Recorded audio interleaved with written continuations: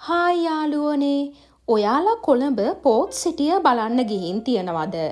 අද මම ඔයාලට මේ වීඩියෝ එකෙන් කතා කරන්න යන්නේ කොළඹ පෝට් සිටිය එක ගැන.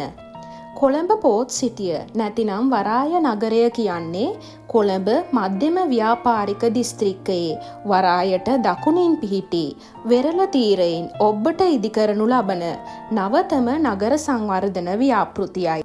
සාගර කලාපය ගොඩකර තනනු ලබන මෙම නවනගරයේ ප්‍රමාණය අක්කර 664ක නව භූමියකට හිමිකම් කියනවා.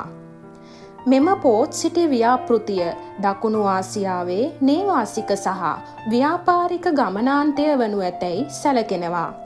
මෙහි ඉදිකිරීමේ සැලසුම් කටයුතු විශිෂ්ට ප්‍රමිතියකින් යුතුව සිදු කෙරෙන අතර මෙහිදී මිනිසුන්ගේ ජීවන රටාව කෙරෙහිද අවධානය යොමු වී තිබෙනවා.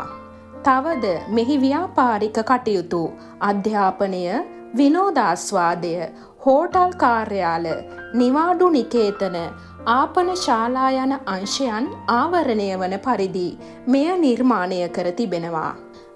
මෙම ව්‍යාපෘතියේ පළමුවන අධියර යටතේ සිදු කෙරෙන ගොඩකිරීමේ කටයුතු සිදු කෙරෙන ප්‍රමාණය හෙක්ටයාර 269ක් වනවා.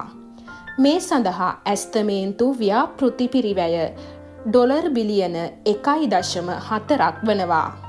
මෙහි ඉදිකිරීම් කටයුතු සඳහා දේශීය කොන්ත්‍රාත්කරුවන් වෙත අවස්ථාව ලබා දීම තුළින් නව රැකියා උත්පාදනය වනවා.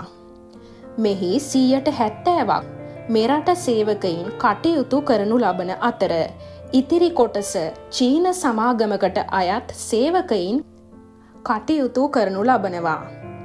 මෙම ව්‍යාපෘතිය අවසානයේ මෙරට තුළ නව වඩාත් ආකර්ශනීය සංවර්ධිත නගරයක් ගොඩනැගෙන අතර සංචාරක හෝටල් ක්ෂේත්‍රයෙහි ඉහළ දියුණුවක් අත්පත් කරගත හැකි වනවා.